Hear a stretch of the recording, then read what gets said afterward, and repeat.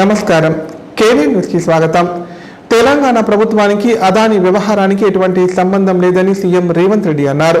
తమ ప్రభుత్వంపై విష ప్రచారం చేస్తున్నారని మండిపడ్డారు.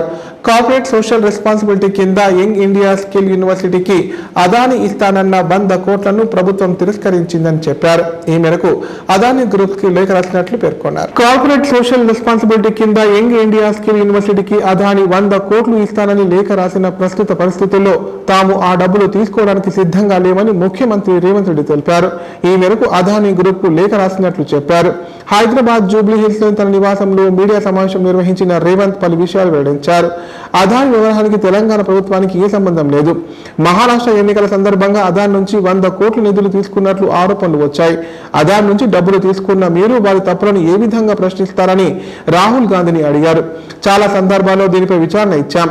చట్టబద్ధంగా రాజ్యాంగబద్ధంగా టెండర్లు పిలిస్తే అందరికీ సమాన అవకాశాలు ఉంటాయని మా నేత రాహుల్ చెప్పారు. నిబంధనల మేరకు టెండర్లు నిర్వహిస్తాం. ఇందులో ఎటువంటి రాజకీయ జోక్యం ఉండదన్నారు. యంగ్ ఇండియా స్కిల్ యూనివర్సిటీకి చాలా మంది నిధులు ఇచ్చేందుకు ముందుకు వచ్చారు. కార్పొరేట్ సోషల్ రెస్పాన్సిబిలిటీ కింద అదాని 100 కోట్లు ఇస్తామని లేఖ ఇచ్చారు. అదాని గ్రూప్ 100 కోట్లు మాకు అప్పనంగా ఇవ్వలేదు. ఇప్పటి వరకు ఏ సంస్థ నుంచి తెలంగాణ ప్రభుత్వం ఒక్క రూపాయి తీసుకోలేదు. తెలంగాణ ప్రతిష్ట దెబ్బతీయకూడదు. అదాని ఇస్తానన్న 100 కోట్లు తీసుకోవడానికి మేము సిద్ధంగా లేం. ఇప్పటికే అదాని గ్రూప్ కు లేఖ రాశాం. ఇతర రాష్ట్రాల్లో జరుగుతున్న పరిణామాలకు తెలంగాణ ప్రభుత్వానికి ఎటువంటి సంబంధం లేదని రేవంత్ స్పష్టం చేశారు. పొంగులేటి శ్రీనివాస్ రెడ్డి గారు, శాసనసభ్యులు మందుల సామెల్ గారు, వేం నరేందర్ రెడ్డి గారు, మిగతా మిత్రులు ఈ పత్రికా సమావేశంలో పాల్గొనడం జరిగింది. ప్రధానంగా ఈ పత్రికా సమావేశంలో 2 అంశాలను పాత్రికేయ మిత్రులకు వివరించాలని ఈ సమావేశాన్ని ఏర్పాటు చేయడం జరిగింది. మొదటిది, గత 4-5 రోజులుగా దేశవ్యాప్తంగా దుమారం, వివాదం, వాదనలు, ప్రతివాదనలు, ఆరోపణలు, ప్రత్యారోపణలు జరుగుతూ ఉన్నాయి. దానికి Gautam Adani, Adani group of companies కేంద్ర బిందువుగా ఈ చర్చలు కొనసాగుతున్నాయి. ఈ చర్చల సందర్భంగా అప్పుడప్పుడు, ముఖ్యంగా మొన్న మహారాష్ట్ర ఎన్నికల సందర్భంగా పాత్రికేయ మిత్రులు శ్రీ రాహుల్ గాంధీ గారి పత్రికా సమావేశంలో అదానీ గారి నుండి తెలంగాణ రాష్ట్ర ప్రభుత్వం, ఆ రాష్ట్ర ముఖ్యమంత్రి రేవంత్ రెడ్డి గారు నిధులను స్వీకరించారు కదా, కాంగ్రెస్ పార్టీ ఏ విధంగా అదానీ గారి తప్పులను ప్రశ్నిస్తారు అని చెప్పి పాత్రికేయ మిత్రులు ప్రస్తావించడం జరిగింది. పాత్రికేయ మిత్రులకు చాలా సందర్భాలలో నేను వివరణ ఇచ్చిన, రాహుల్ గాంధీ గారు కూడా విస్పష్టంగా ఒక అంశాన్ని ప్రస్తావించారు. చట్టబద్ధంగా, రాజ్యాంగబద్ధంగా రాష్ట్ర ప్రభుత్వాలు కానీ కేంద్ర ప్రభుత్వాలు కానీ ఏదైనా అంశంలో టెండర్లు పిలిచినా, ఏదైనా అంశంలో పెట్టుబడులు పెట్టడానికి అవకాశాలు కల్పించినా అందరికీ సమానమైన అవకాశాలు, అందరూ పోటీ పడే విధంగా నిబంధన ఉన్నాం. వారితో మాకు వ్యక్తిగతంగా పరిచయం ఉన్నది. వారు ప్రత్యేకంగా ఆహ్వానించారు కాబట్టి ఓం బిర్లా కూతురు వివాహానికి హాజరు కావాలి అని చెప్పి నేను, ఉత్తమ్ కుమార్ రెడ్డి గారు ఢిల్లీకి వెళ్తున్నాము. ఈ పర్యటనకు రాజకీయ ప్రాధాన్యత లేదు. ఈరోజు సాయంత్రం వివాహ కార్యక్రమంలో పాల్గొని రేపు తెలంగాణకు సంబంధించిన లోక్సభ, రాజ్యసభ సభ్యులతో ఒక సమావేశాన్ని ఏర్పాటు చేసి రాష్ట్ర ప్రభుత్వానికి రావాల్సిన నిధులు, ఇవ్వవలసిన అనుమతుల మీద కేంద్ర ప్రభుత్వంలో మంత్రులను, ప్రధానమంత్రితో సహా లోక్సభలో ప్రస్తావించడానికి అవసరమైన విషయాలను వాళ్ళతో చర్చించి వాళ్ళకు కొన్ని సూచనలు చేసి దానికి సంబంధించిన లేఖలు మా పార్లమెంట్ సభ్యులందరికీ కూడా ఇచ్చి పార్లమెంట్లో ప్రస్తావించడానికి అవసరమైన సమాచారాన్ని వాళ్ళకి ఇవ్వడం ద్వారా తెలంగాణ రాష్ట్ర ప్రజల యొక్క ప్రయోజనాలను, రాష్ట్రానికి రావాల్సిన నిధులను, అనుమతులను రాబట్టుకోవడానికి ఒక కార్యాచరణ రేపు నిర్ణయించుకుంటాము. అది పక్కన రాష్ట్రానికి పెట్టుబడులు రావడం లేదని మాట్లాడతారు, ఇంకొక పక్కన పెట్టుబడులు వస్తే వాటిని రద్దు చేయండి అంటున్నారు. అసలు మీ విధానం ఏందో ముందు బయటికి రాండి. గతంలో మీరు ఇచ్చిన నేషనల్ హైవేస్ కావచ్చు, లేకపోతే డేటా సెంటర్లు కావచ్చు, ఇతర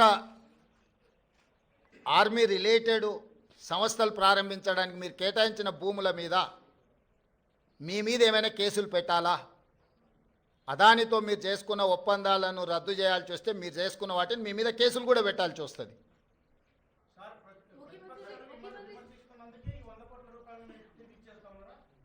ఎవరు చెప్పిండ్రు? రాంబాబు ప్రెస్ మీట్ విననట్టు ఉన్నాడు. మొత్తం విను ఒకసారి మళ్ళీ. నేను ఇంతకుముందు ఏం చెప్పినా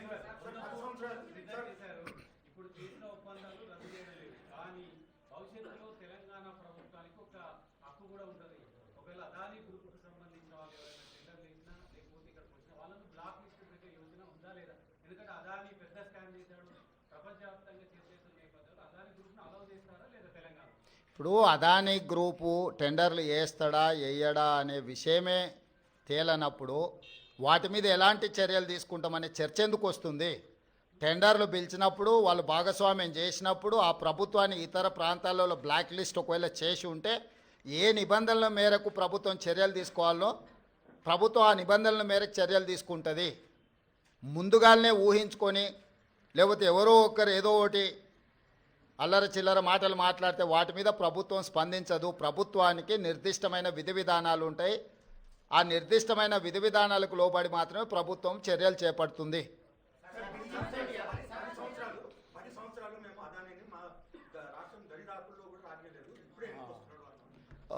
ఆ లిస్టు కాగితం ఇక్కడ తీసుకో, ఎన్ని ఇటు. ఇప్పుడు నోరు తెరిస్తే అబద్ధాలు మాట్లాడడం, ఇది అదాని పక్కలు ఉన్నాయని ఎవరు? ఈయన పేరు గుర్తుపడతావా? ఏం పేరు ఈయన పేరు? మరి ఈయన చంద్రశేఖరరావు. ఆయన వంగి వంగి నమస్కారం పెడుతున్నాయి. అప్పుడు ఆయన వంగినా ఇట్లా ఇంతగా వంగినా? అదేవిధంగా ఆయన ఇచ్చిన వర్కులు కొన్ని నేను లిస్టు చదివి చెప్పిస్తా. KCR invites Adani to set up a power plants in TS. Okay, Hans India పత్రికా ఓనర్ ఉండొచ్చు కదా. Business baron Adani meets to KCR, Times of India. ఇగో కులగణనకు బీజేపీ వ్యతిరేకమని ఎమ్మెల్సీ కల్వకుంట్ల కవిత విమర్శించారు. కులగణన చేపట్టబోమని బీజేపీ సుప్రీంకోర్టుకు అఫిడవిట్ ఇచ్చిందని వెల్లడించారు. ఆ పార్టీ తీరును బీసీలు ఖండించాలని పిలుపునిచ్చారు. కాంగ్రెస్ కామెడీ డిక్లరేషన్లో ఇచ్చిన హామీలను వెంటనే అమలు చేయాలని డిమాండ్ చేశారు. బీసీ రిజర్వేషన్లకు సంబంధించి డెడికేటెడ్ కమిషన్ చైర్మన్ భూసాని వెంకటేశ్వరరావుకు బీఆర్ఎస్ ఎమ్మెల్సీ కల్వకుంట్ల కవిత వినతి పత్రం ఇచ్చారు. తెలంగాణ జాగృతి ఆధ్వర్యంలో సిద్ధం చేసిన 35 పేజీల నివేదికను కమిషన్ చైర్మన్ కు ఆమె అందించారు. బీసీ సంఘాలు, యునైటెడ్ పూలే ఫ్రంట్, తెలంగాణ జాగృతి నాయకులతో కలిసి ఈ నివేదికను సమర్పించారు. అనంతరం కవిత మీడియాతో మాట్లాడారు. బీసీ రిజర్వేషన్లకు సంబంధించి కామెడీ డిక్లరేషన్ యథాతథంగా అమలు చేయాలని డిమాండ్ చేశారు. బీసీ సంఘాలు మేధావులు ఇచ్చిన సూచనలను అమలు చేయలేదని విమర్శించారు. రిజర్వేషన్లపై కాంగ్రెస్ ప్రభుత్వం 11 నెలలు తాత్సారం చేసిందని ఆరోపించారు. డెడికేటెడ్ కమిషన్ స్వతంత్రంగా పనిచేయాలని ఆకాంక్షించారు. అయినా ప్రత్యేక కార్యాలయం, మానవ వనరులు, సామగ్రి ఇవ్వకుంటే ఆ కమిటీ ఎలా పనిచేస్తుందని అనుమానం వ్యక్తం చేశారు. కులగణనపై నెల రోజుల్లో నివేదిక అంటే ఎన్నో అనుమానాలు వస్తున్నాయన్నారు. డెడికేటెడ్ కమిటీకి చట్టబద్ధత కల్పించాలన్నారు. రిజర్వేషన్ల అంశంపై కాంగ్రెస్ ప్రభుత్వం సమాధానం చెప్పాలన్నారు. హైదరాబాద్ లో ఇప్పటికే స్టిక్కర్ వేయని ఇండ్లు దాదాపు 70% ఉన్నాయని, కానీ సర్వే మాత్రం 90% పూర్తయిందని చెప్పడం ఏమిటని ప్రశ్నించారు. ఇప్పుడు మరి దేశంలో సగభాగం ఉన్నటువంటి మహిళలకు, అందులో సగభాగం ఉన్నటువంటి బీసీ మహిళలకు ప్రాతినిధ్యం ఇవ్వాలి కదా, మరి మీ స్టాండ్ ఏంటి అని అడిగినప్పుడు మేము ఖరాఖండిగా కుండబద్దలు కొట్టినట్టుగా బీసీ కోటా ఉండాల్సిందే, ఉప కోటా ఉండాల్సిందే మహిళా రిజర్వేషన్లో అని చెప్పి మేము బలంగా వినిపించడం జరిగింది. అయితే మహిళా రిజర్వేషన్లో బీసీ ఉప కోటా ఉండాలి అన్నప్పుడు అసలంటూ బీసీలకు రిజర్వేషన్ ఉంటేనే మహిళా కోటా సాధ్యమవుతుంది. కాబట్టి బీసీ ఉద్యమాన్ని, బీసీలకు, ఓబీసీలకు దేశవ్యాప్తంగా కోటా ఉండాలనేటటువంటి అంశం మీద అధ్యయనం చేయడం స్టార్ట్ చేసినాం సార్. చేసి అంటే వివిధ కమిషన్లు, కాలేకర్ కమిషన్ దగ్గర నుంచి ఇప్పటి వరకు వచ్చినటువంటి తమర్ కమిషన్తో సహా అన్నిటినీ కూడా కూలంకుషంగా చర్చించి దాంతోపాటు కమ్యూనిటీ ఫీడ్బ్యాక్ దేశవ్యాప్తంగా తీసుకోవాలనేటటువంటి ఒక ఎజెండా పెట్టుకున్నాం సార్. అందులో భాగంగా మధ్యప్రదేశ్ లాంటి ప్లేసెస్లో జరిగినటువంటి మీటింగ్స్ కూడా అటెండ్ అయ్యి అక్కడ వాళ్ళ డేటా కూడా తీసుకోవడం జరిగింది. తర్వాత తెలంగాణ వ్యాప్తంగా కూడా ప్రతి జిల్లా తిరిగి యునైటెడ్ పూలే ఫ్రంట్ అనే ఆర్గనైజేషన్తో బీసీ మేధావులందరితోనే ఒక సంఘం ఆవిర్భవించింది. భారత జాగృతి, తెలంగాణ జాగృతి ఆధ్వర్యంలో మేము కూడా అన్ని జిల్లాలు తిరగడం జరిగింది. తిరిగినటువంటి సందర్భంలో చాలా పాయింట్స్ హైలైట్గా చాలామంది బీసీ మేధావులు ఇంటలెక్చువల్స్ షేర్ చేసుకున్నారు. అందులో ప్రధానంగా మా దృష్టికి వచ్చినటువంటి అంశం ఏంటంటే రాజ్యాంగంలో బీసీ కులాలు అన్నటువంటి అంశం చెప్పకుండా బ్యాక్వర్డ్ క్లాసెస్ అనేటటువంటి అంశాన్ని చెప్పారు. అక్కడి నుండే అని మనం అనుకుంటాము. అటువంటి పొజిషన్స్లో బీసీల సంఖ్య దాటడం లేదు సార్. సో దానికి పటిష్టమైనటువంటి చర్యలు కేంద్ర ప్రభుత్వం తీసుకెళ్లాలని చెప్పి చేపట్టాలని చెప్పి తమ ద్వారా ఇంకొక సిఫారసు కేంద్ర ప్రభుత్వానికి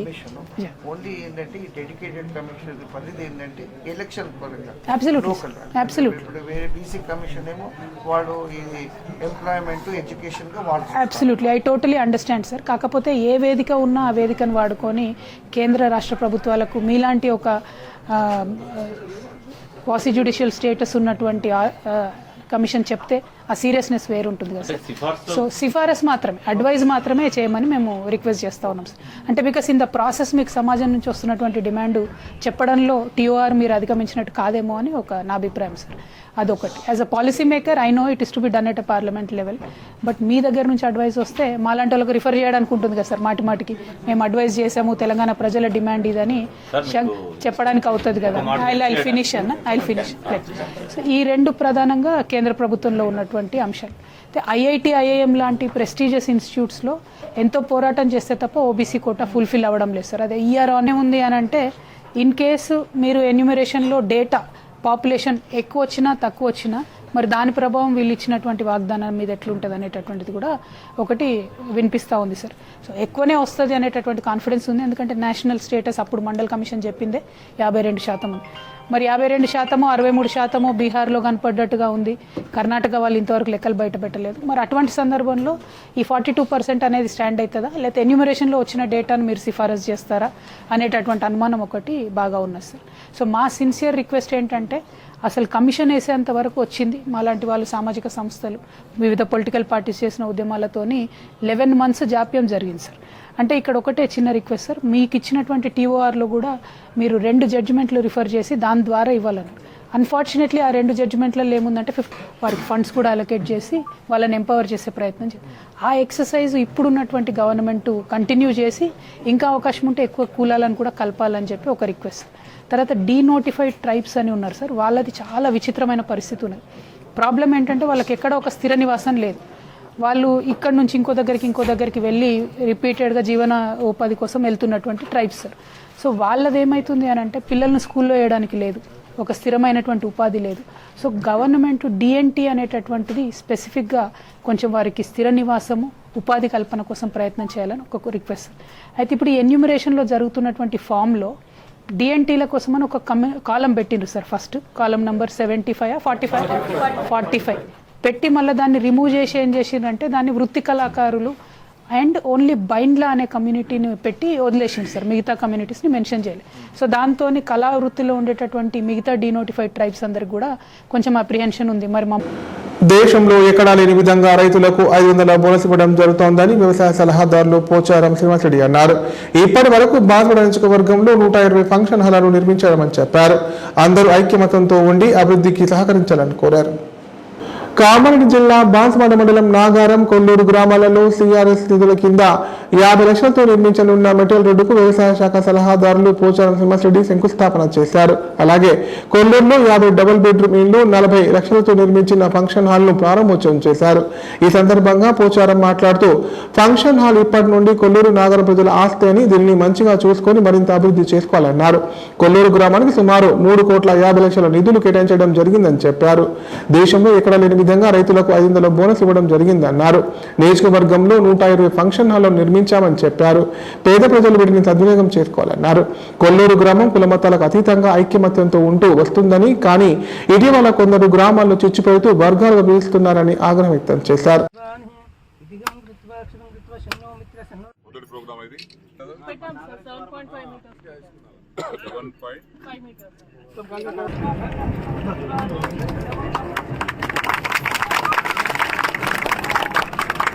ఫోటోలు కనిపిస్తలేదు. ఇప్పుడు బతికేటటువంటి కుటుంబాలు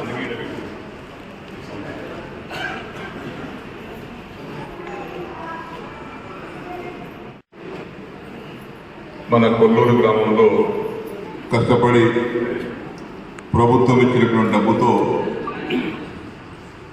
40 లక్షల రూపాయలతో నిర్మించుకున్నాం. ఇంకా కూడా ఒక తక్కువ పడ్డేసారని మళ్ళీ మొన్న వచ్చాడు.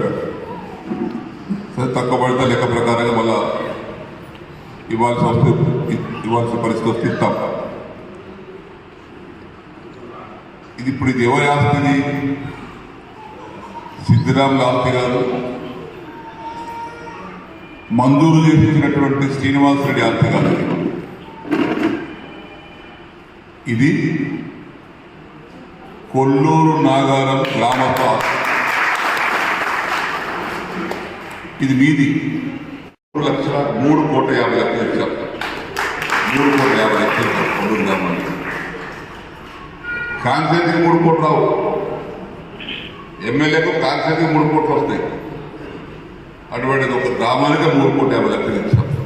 కొంతమంది స్వార్థం కోసం, పెద్దరికం కోసం గ్రామాన్ని విడదీసే ప్రయత్నం చేయకండి. ఇంటి తాళాలు పగలగొట్టి ఇంట్లో ఉన్న బంగారం, వెండి, నగదు దుండగులు ఎత్తుకెళ్లారు. ఈ సంఘటన కామారెడ్డి జిల్లా కేంద్రంలో చోటు చేసుకుంది. బాధితుల ఫిర్యాదు మేరకు పోలీసులు కేసు నమోదు చేసుకుని దర్యాప్తు చేపట్టారు. కాగా పట్టణంలో వలస చోరీలు జరుగుతుండటంతో ప్రజలు భయాందోళనకు గురవుతున్నారు. కామారెడ్డి జిల్లా కేంద్రంలోని అశోక్ నగర్ కాలనీలో నివాసం ఉండే నరసయ్య, రాజు అనే 2 వ్యక్తుల ఇంటి తాళాలు దుండగులు పగలగొట్టి తులంన్నర బంగారు ఆభరణాలు, 22 తులాల వెండి పట్టీలు, 30,000 నగదును ఎత్తుకెళ్లారు. దీంతో ఆందోళనకు గురైన బాధితులు పట్టణ పోలీస్ స్టేషన్లో ఫిర్యాదు చేశారు. బాధితుల ఫిర్యాదు మేరకు క్లూస్ టీం ఆధారంగా పోలీసులు దర్యాప్తు చేపట్టారు. అదేవిధంగా 2 రోజుల క్రితం జిల్లా కేంద్రంలోని శ్రీరామ్ నగర్ కాలనీలో నివాసం ఉండే ప్రకాష్ బాలాజ్ గౌడ్ల తాళం వేసిన ఇంట్లో తాళాలు పగలగొట్టి 2 తులాల బంగారం, 10 తులాల వెండి వస్తువులు, కొంత నగదును దుండగులు ఎత్తుకెళ్లారు. ఇటీవల జిల్లా కేంద్రంలోని పలు కాలనీలో దుండగులు ఇంటి తాళాలు పగలగొట్టి దొంగతనాలకు పాల్పడుతున్నారు. రాత్రి వేళల్లో పోలీసు గస్తీని పెంచాలని పట్టణ ప్రజలు కోరుతున్నారు. పట్టణ ప్రజలు ఎవరైనా విహార యాత్రలు, శుభకార్యాలకు వెళ్లే ముందు స్థానిక పోలీస్ స్టేషన్లో సమాచారం ఇవ్వాలని పోలీసులు సూచించారు.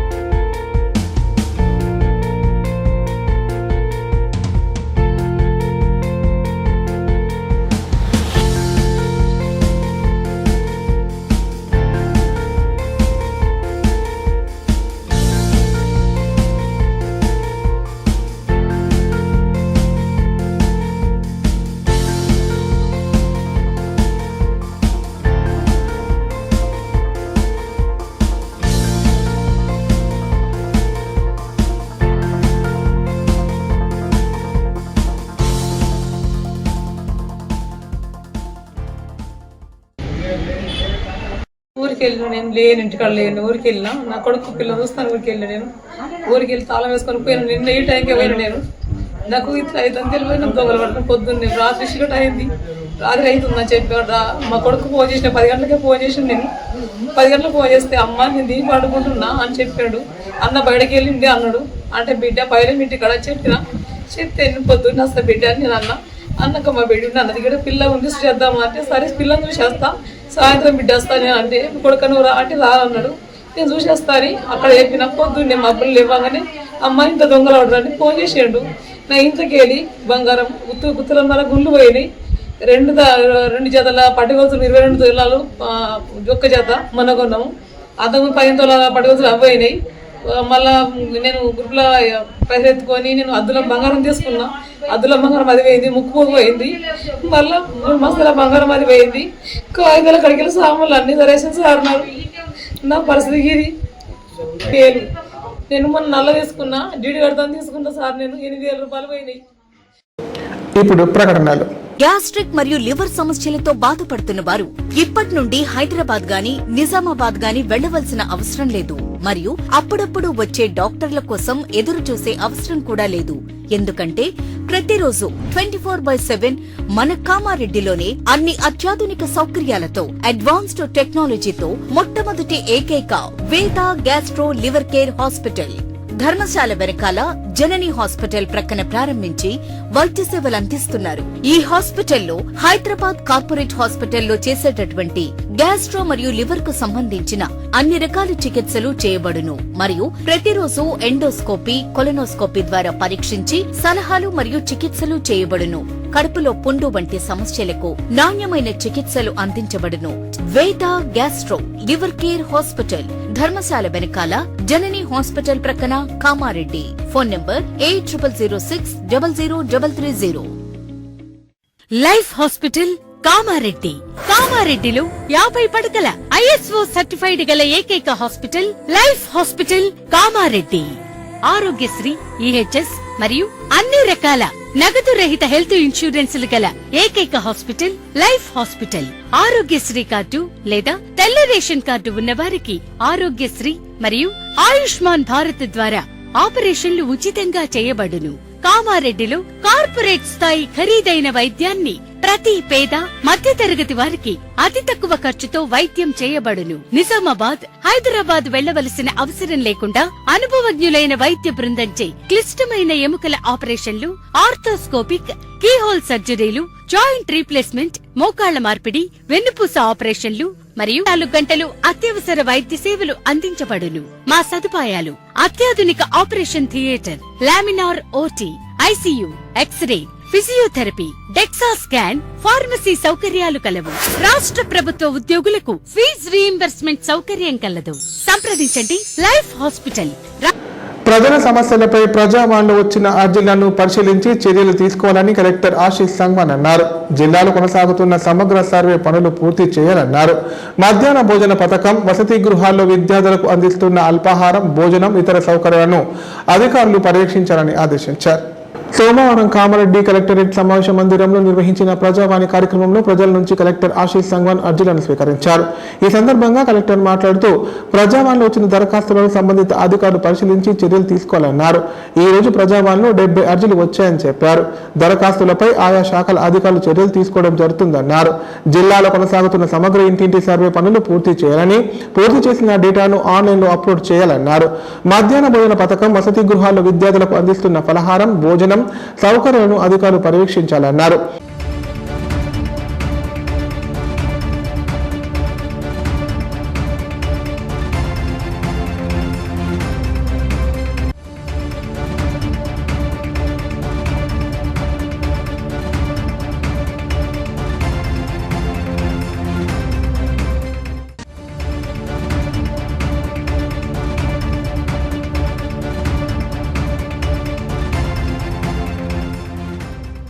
కామారెడ్డి జిల్లా లింగంపేట మండలం బాయంపల్లి శివార్లోని సర్వే నంబర్ 75లో అబ్దుల్ రషీద్ అనే రైతుకి 12 ఎకరాల భూమి ఉంది. దానికి ఎదురుగా ఉన్న నాగారం శివార్లో సర్వే నంబర్ 44లో అసైన్ ల్యాండ్ 1 ఎకరం భూమి నుండి ఆయన 12 ఎకరాల సాగు భూమికి వెళ్ళడానికి దారి ఉంది. గత 60 సంవత్సరాల నుండి దాని రాళ్ల తిట్టతో ఆ రైతు కాపాడుకుంటూ వచ్చాడు. ఆ పొలంలోకి వెళ్లాలంటే అదొక్కటే మార్గం. అయితే కొద్ది రోజుల నుండి కొంతమంది రియల్ ఎస్టేట్ వ్యాపారులు దానిపై కన్నేశారు. ఆ రైతులకు పొలంలోకి వెళ్లకుండా మధ్యలో ఉన్న ప్రభుత్వ భూమిని ఆక్రమించి వేధిస్తున్నారు. రైతు రషీద్ సాగు చేస్తున్న పొలం కోయడానికి ట్రాక్టర్ వస్తే చంపేస్తామంటూ రియల్ ఎస్టేట్ వ్యాపారులు బెదిరించడంతో పొలం కోయడానికి ఎవరు రావడం లేదు. దీంతో స్థానిక ఎంఆర్ఓను కలిసిన బాధిత రైతు రషీద్ ఫిర్యాదు చేసినా పట్టించుకోకపోవడంతో కలెక్టర్ కార్యాలయం చుట్టూ తిరుగుతున్నాడు. గత వారం జిల్లా కలెక్టర్కు రైతు ఫిర్యాదు చేశాడు. అయితే ఎంఆర్ఓకు కలెక్టర్ ఆదేశాలు జారీ చేసినప్పటికీ పట్టించుకోకపోవడంతో ఈ రోజు మళ్లీ జిల్లా కలెక్టర్ కార్యాలయంలో ప్రజావాణిలో కలెక్టర్ను కలిసి తన బాధను వెళ్లబోసుకొని వినతి పత్రం అందజేశాడు. స్పందించిన కలెక్టర్ ఎంఆర్ఓను సంప్రదించాలని తెలిపారు. ఇప్పటికైనా ఎంఆర్ఓ సంబంధిత అధికారులు పట్టించుకొని తమను ఆదుకోవాలని రైతు ఆవేదన వ్యక్తం చేస్తున్నాడు. అధికారుల చుట్టూ తిరుగుతూ తన ఆరోగ్యం బాగాలేకపోయినా జిల్లా కలెక్టర్కు వినతి పత్రం అందజేశామన్నారు. అధికారులు స్పందించి తనకు న్యాయం చేయాలని రైతు రసీదు వేడుకుంటున్నారు.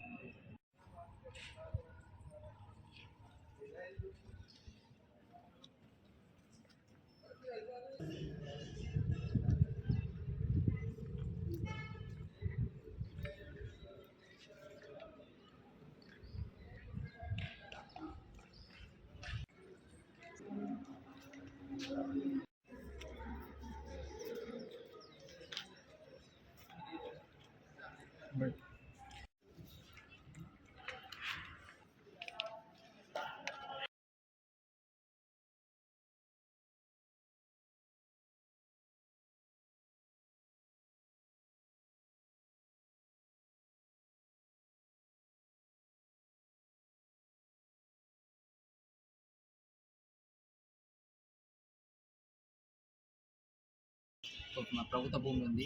అందులోకెళ్ళి నా నాయన జమాన్ నుంచి దారి ఉన్నది. ఇప్పుడు వేరే వేరే స్టూడెంట్లు వచ్చి అది కొని ఆది అని నాకు చొబ్బ పని చేసేసారు. అక్కడ ఫోన్ ఇస్తలేరు, బెదిరిస్తారు. బటాయి రోడ్డుకి వస్తే కూడా బెదిరిస్తారు, బండ్లు వస్తే కూడా బండ్లు కూడా బెదిరిస్తారు. పంట ఉన్నది, ఆడ 1 ఎకరం పంట ఉన్నది, నేరా దాటిపోయింది, కోత తారిపోయింది, మొత్తం కోత పోయనిస్తలేడు. ఇంకోటి ఏమంటే నీకు సెకండ్ క్రాప్ వేద్దామంటే బండ్లు రాకుండా చేసేసిండు. నాకు ఎటు దాడి చేశారు. నేను మండలికి కూడా తిరిగిన ఎంఆర్ఓ సాబ్ దగ్గరికి. ఆర్ని కూడా అటే సపోర్ట్ చేసినట్టు మాట్లాడతారు. రేపు రా ఎల్లుండి రా అనుకున్న నాకు బాధ పెడతారు. నేను ఒక పేషెంట్, నేను ఆపరేషన్ చేసుకుని వచ్చిన, మళ్ళీ ఆపరేషన్ కోసం నేను హాస్పిటల్కి పోవాలి. ఆ పొలం కోసి ఇంటికి మడ్లు ఇంట్లో వేసేసిపోదామంటే నాకు దారిస్తే లేరు. కలెక్టర్ ఆఫీస్ కూడా 2 సార్లు నేను వచ్చింది, ఇప్పుడు 2 సార్లు కలెక్టర్ ఆఫీస్లో కూడా నాకు ఇప్పటికి ఎంఆర్ఎస్ చెప్తామని ఫోన్ అని చెప్తున్నారు. నాకు ఏం ఆదాయం లేదు, నాకు ఎక్కడి నుంచి తప్పలేదు. దయచేసి మీరు నాకు ఇప్పించగలరు. వాళ్ళ పట్ట భూమి ఉన్నది, వాళ్ళ సర్వే చేయించుకొని వాళ్ళ జగాల వాళ్ళకి వెళ్ళిపోమని చెప్తున్నాను నేను.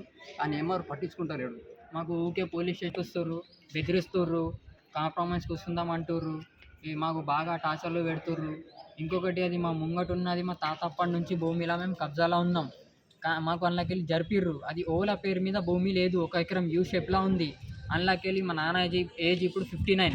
మా తాత అప్పటి నుంచి మేము కబ్జాలో ఉన్నాం. మా తొవ్వ బంద్ చేసిర్రు, మా బటాయనకు బెదిరించిర్రు. అందులోకెళ్ళి నువ్వు బండి తీసుకోకపోతే నీ బండి సీజ్ చేపిస్తా, నీ మీద కేసు చేపిస్తా అని బెదిరిస్తుర్రు. మా నాన్నకు ఇప్పుడు ఆపరేషన్ కోసం తీసుకోవదామంటే ఈ ప్రాబ్లమ్స్ అలా తిరుగుతున్నా. మండల్లో రెస్పాన్స్ లేదు. కలెక్టర్ ఆఫీస్లో 2 సార్లు వచ్చినా మళ్ళీ మండల్కే ఎంఆర్ఓ సార్కి రాసిర్రు. ఎంఆర్ఓ సార్ కుర్చీ మీదకి లేస్తలేరు, సైడ్ మీద వస్తలేరు, చూస్తలేరు. ఇంతకుముందు ఏదో పహాని చూసిర్రు, కాసరపాని చూపిమంటే కాసరపాని చూస్తలేరు. ఇంకొక పహాని ఏదో కొంచెం సేత్వార్ పహాని చూస్తే అప్పుడు నవాబ్ భార్య పేరు మీద రికార్డ్ వస్తుంది. అది 59, 60, 70 ఇయర్స్ బ్యాక్ది. బ్యాక్ పహానీలా మన నవాబ్ భార్య పేరు వస్తుంది. అది పట్టానల్లా చూపిస్తుంది. అప్పుడు గవర్నమెంట్ మొత్తం భూములు గుంజుకొని అర్రాజ్ చేసి అమ్మింది. కొన్ని భూములు ఆడ మిగిలిపోయినాయి. ఆ గవర్నమెంట్ ల్యాండ్ మా ముంగట ఉంది. మాకు అందులోకి వెళ్ళి తొవ్వ మీరు ఇప్పియాలి. గవర్నమెంట్ నుంచి నా ఒక ప్రార్థన. మాకు ఎట్లయినా ఎంఆర్ఓ సారు, కలెక్టర్ సార్ గారు మాకు వచ్చి ఎట్లయినా న్యాయం చేయండి, మాకు తొవ్వ ఇప్పియండి. నాకు ఇప్పుడు సెకండ్ క్రాప్ వేద్దాం కానీ నాకు బండి పోదు, ఏం పోదు, వాళ్ళు భయపెట్టిస్తుర్రు. ఇంతకుముందు 2 వచ్చి మా బటాయనకు చెప్పారట, కూడా నా తొవ్వ తీస్తే అంది నెత్తి వల కొడతా అని చెప్పిండు. దానికోసం మేము భయంతో తొవ్వ తీస్తలేము. మాకు వచ్చి న్యాయం చేపియండి, మాకు పొలం అయినట్టు చూడండి. మా మొత్తం బతుకు, మా ఫ్యామిలీది మొత్తం పొలం మీదనే ఆధారపడి ఉంది. ఇటీవల బికనూరు మండలంలో జరిగిన మహిళా హత్య కేసులో 3గురిని అరెస్ట్ చేసి రిమాండ్ తరలించినట్లు కామారెడ్డి డీఎస్పీ నాగేశ్వరరావు తెలిపారు. నిందితుల వద్ద నుంచి 3 తులాల బంగారు పుస్తెలతాడు, ఒక బైక్ ను స్వాధీనం చేసుకున్నామని చెప్పారు.